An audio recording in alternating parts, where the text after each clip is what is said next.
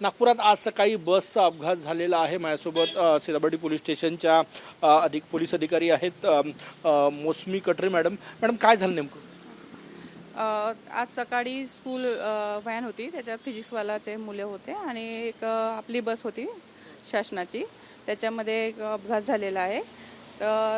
त्या अपघातात 4 मुलांना थोडा किरकोळ लागलेला आहे, बाकी मुलं निघून गेलेले आहेत आणि आता पुढील तपास आम्ही करत आहोत।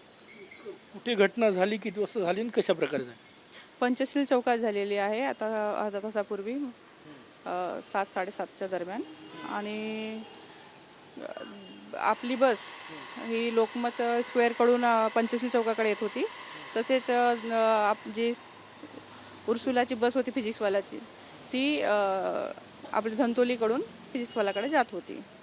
तर त्या दरम्यान त्यांचा ॲक्सिडेंट झालेला आहे। मुलं किती जखमी आहे आणि त्यांना डिस्चार्ज मिळाला का? मुलं किरकोळ जखमी आहेत आणि त्यांना डिस्चार्ज मिळालेला आहे। त्यांचे पेरेंट्स आलेले आहेत, त्यांना घेऊन जात आहेत।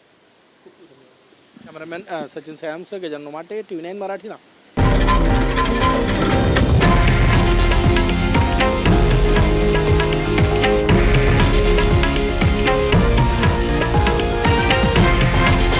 हे आहे देशातील नंबर 1 न्यूज नेटवर्क आणि आपण पाहत आहात TV9 मराठी, एकमेव।